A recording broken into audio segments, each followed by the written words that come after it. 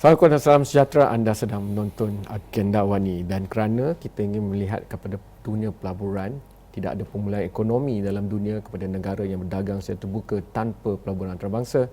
Oleh itu saya akan memulakan diskusi dalam bahasa Inggeris. I would like to welcome Dato' Azman, the number one chief of MIDA. Thank you so much for making time. I imagine you must be very, very busy with all the discussion in the parliament with the next stage, which is the current stage of us trying to rejuvenate the economy, looking at the slowly but surely opening up of more and more economies around the world to trade, to investment. But before we go on, maybe, because the last time I saw you was in the cold Davos, and at that time, just before the pandemic, there was a bit of discussion on pandemic, but you know the focus was more on the fundamentals of business and trade. Now, knowing what you know and seeing that the impact of the pandemic, what is your, because you have very deep reading of the international FDI situation and investment, how would you see us now as compared to maybe in Davos in January? Because even then, there were a number of headwinds that the global leaders were worried about, and with the pandemic, that's even more in the basket. So, but I guess in the economic cyclical terms, is when you are down that you can have the best trajectory upwards. First of all, thank you, Astro AWANI, for inviting me to this session. I think the whole world, maybe 160 odd countries were affected by this pandemic, and everybody in every country is doing what they can to be protected and to be safe. But at the same time, the livelihood of the people is also at the back of everybody's mind. Yes. And leaders especially. According to UNTAC, because of all these issues, the investment cross flow on FDI is going to be on a lot of pressure. In fact, the forecast is going to be on downward side of 30 to 40%. And even during the MCO period, we conducted some surveys on how are these companies, Malaysian companies, foreign companies impacted. So in fact, about 78% of them responded as saying that the recovery is at least about 6 months. It will take about 6 months to ramp up to become normal. So the forecast for this year is also not so good in terms of economy. So the level of investment for 2020 is going to be on the downside trend, not the level of 2019. So that is the scenario. So I think the government has put in place a lot of measures, stimulus package, penjana and all that, and all this to pump prime the economy, to create and support the economic activity, so that companies will be able to have a business continuity plan. So despite of that, we will still have investment in FDI that we have been talking to. So I think it is not going to be a very bad scenario totally, but there will be some investment in certain sectors, especially those in the healthcare sectors, medical devices, electrical electronics. We are seeing a lot of activity, a lot of interest. In fact, I think today or tomorrow, MITI Minister will announce the performance for the first quarter. Of course, first quarter is a short term, but looking forward, we still have a good number of interest and investment numbers to be approved this year. Sometimes like to liken economic projections to maybe being in secondary school. It's okay if you don't get A for additional mathematics in the trials, but SPM is the real challenge. So a lot of countries around the world, yes, maybe we can't do anything much about this year because of the uncertainty of the pandemic and the vaccine. But many are hedging bets on 2021. So maybe instead of just looking at 2019, 80 billion over FDI, and looking at the same number as a yardstick for this year, the real trick is maybe in positioning it for next year and then working backwards. So maybe glass half full is the strategy. And when I look at Europe and even some countries in North America, they're looking at positioning into new, more value-added side of the FDI. They're taking this time of the hit, the economic hit by the pandemic, to restructure, do like, if you cannot go out of the house, then you restructure your house, remodel it, and prepare it for a new normal. So, from your wisdom and great experience, is this the best time ever for Malaysia to make forced and voluntary, necessary, structural, and otherwise change to this landscape? Well, I think we have to build on our strength, and then only we switch to the new normal. As many of us are aware, we are having 52 years of industrial development.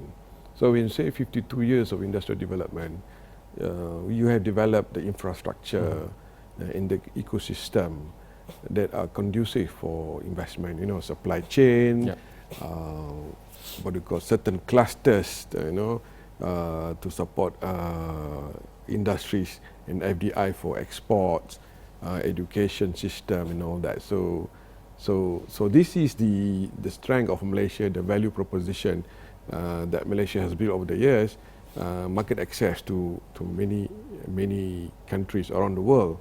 So basically, FDI will look for efficiency, they will look for technology, as well as market access. Yeah. Of course, maybe Malaysia is not so strong in technology yet, but that moving forward, I think it will be growing and it will strengthen.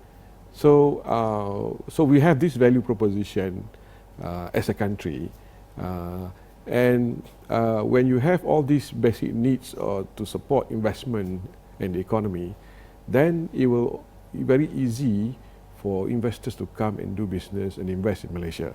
And the moving into new sectors is always a policy of the government, high value added, knowledge intensive industries. In fact, we have never heard of what they call Industry 4.0 before this. But now there's a policy in Malaysia that is driving the adoption of Industry 4.0. And there are other sectors as well. In the pandemic clusters, for example, we do have some strength, we do have some knowledge in animal vaccine that can be used to further, gain attraction into human vaccine as well. But this need to be supported through various initiatives from MIDA and the government, as well as the industry. So we are not starting from scratch, from zero to move to the new normal. And new normal, of course, the operation of and the way people do business is totally different. Now you will see a lot of people doing online meeting, but that will drive the IoT sector, the cloud services and big data 5G. And all that. But big data need devices in the semiconductor, in the electronic industry, and Malaysia has a very good infrastructure and E&E sector, which is well known around the world. So it is a matter of adjustment of the industry to follow the trend and the mega trend. And Malaysia is actually ready with all this infrastructure in place. So that will be a value proposition for any investors around the world to come to Malaysia and invest, including our domestic companies. Dato', I would like to go almost to the same point, but from a different angle, looking maybe from the north instead of the south. You mentioned government, you mentioned private sector. like every government in the world will give incentive. Like under Penjana, we know 0% tax rate, period of 10 years, 300 million to 500 million investment, exceeding 500 million is maybe, you know, period of 15 years for capital investment that exceed 500 million. But the companies can also find the right partners, you know, so that give commitment rather than the foreign investor taking nearly all, monopolizing the risk. If a local partner goes in with ready talent, ready technology, for example. But I want to put in the people, because I remember we've been having this discussion many years in AWANI with you. I remember you mentioning that talent is also a great important point for FDIs and people who want to bring investment into the country. How do you look at the ability of our talent now with the migration to new normal and digital to move on? Because sometimes, because if we think only within our sphere, we're debating about access only.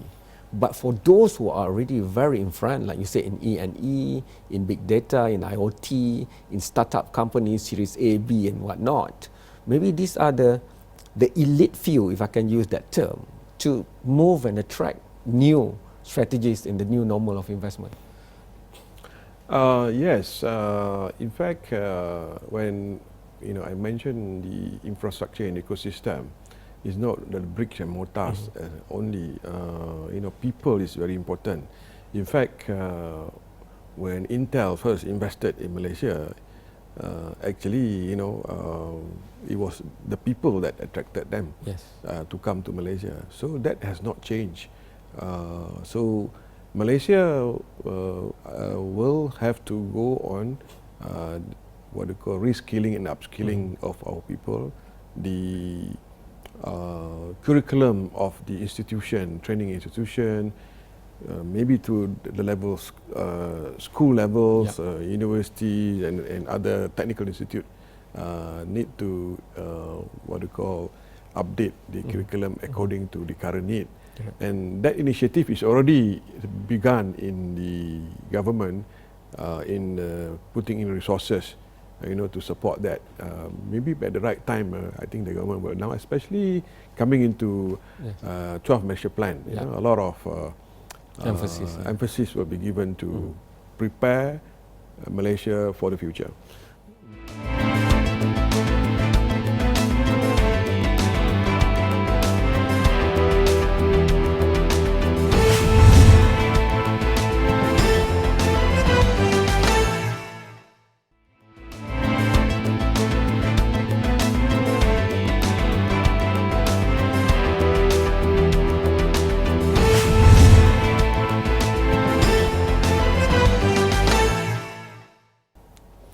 You are still watching Agenda AWANI and we are still here looking forward and for the current times, because in order to rejuvenate, to kickstart again the fast growth development of our economy, we need investments, and international investments very, very crucial. Dato' Azman of Maida is still with me, and Dato' Azman has done this for the longest time, gone the world over.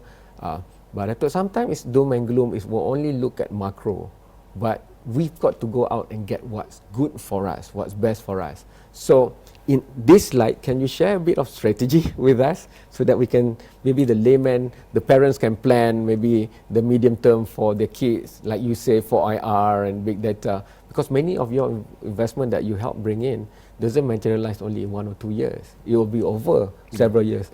Sometimes the lifetime of a student right now in school, by the time that investment is fully realized, they are right to be in that talent pool. Well,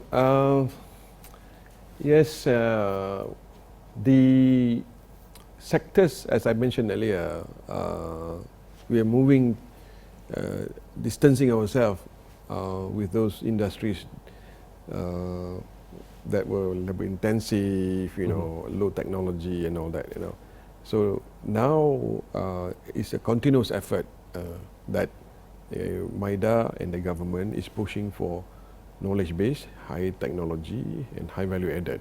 So that is the high level side. So looking at the current scenario, the new normal will be a lot of digitalization, and Malaysia has put in place industry forward policy. And you will see that industries that you use robotics and automation, artificial intelligence, IoT, cloud computing, maybe to a certain extent also additive manufacturing. Okay. To modernize, the existing industries, Yep. and as well as the new ones to come in. So investments, services, jobs creation will be along this space. And of course, people talk about this pandemic issue, biopharma, medical devices, information technology, Correct. advanced electronics, machinery equipment, including some creative sectors, Yeah. will be the future that Malaysia need to bring on board, whether through foreign investment or domestic investment. And during the Penjana announcement, a lot of incentive is offered to industries, and this is the time for our existing industries to recalibrate. Yes. I want to use recalibrate and also use the word modernize Okay. their operation, their Okay. processes, Yes. so that when the economy recover, they are ready to take on It can new also be a bit perspective. pandemic proof because Yes. if they are digital. Yes. So Azman, I would like also to pay tribute to under your leadership, and people always see the front lines only as the health services sector, but MIDA is also a front line with 20 overseas presence and 12 regional offices. So pandemic or not, they're still there. Yeah. They still have to be the front line for at least what we do, and maybe help in other sectors that's needed. So I would like to give that tribute and chance for you, to talk about that. Yeah, never occurred to me that at least AWANI looking at my team as a front line as well. Thank you for that recognition. I think all of us are very passionate about developing Malaysia, helping the economy, and also creating jobs. And on a daily basis, I think all of us are looking at what can be achieved, at the end of the year, Yeah. so that the economy will keep growing, and people will have business opportunities and job opportunities. But at the same time, we want to create in a small way, help the country to move to the next level in terms of sophistication, economic complexity, so that in the long term we are well prepared to face challenges. Of course, it will be up and down, but if we are prepared with the necessary sophistication in the economy and industry, I think we stand a better chance to weather any future challenges such as pandemic of this sort. Yeah. Many people might not know this or not notice it was mentioned. Even for us, because we are under the services sector, the media, and all companies that want to operate has got to go to MITI. And I think MIDA played a role also in giving input to MITI on the screening and the data input of the essentialness of the supply chain in the companies, if you want to allude to that. Yes, it was a very challenging time. In fact, we were there 24/7 together with our MITI colleagues, trying to figure out, what's the best, to keep what you call the country going, while our leaders and our other frontliners are watching the trend and also the challenges and try to manage the situation. But I think Alhamdulillah we managed to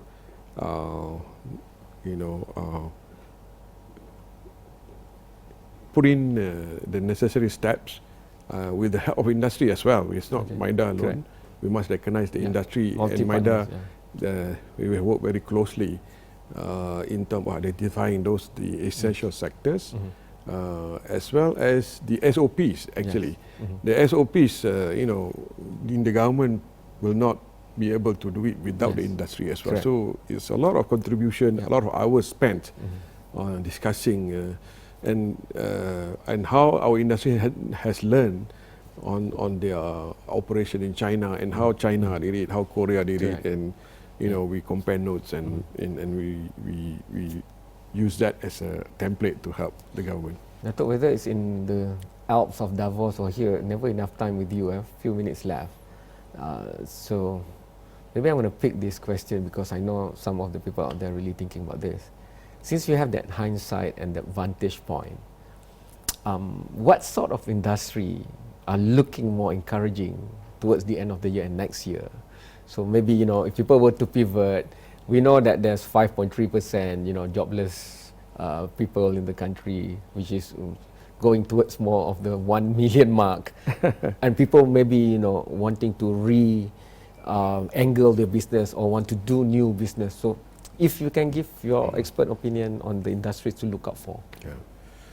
Well, I think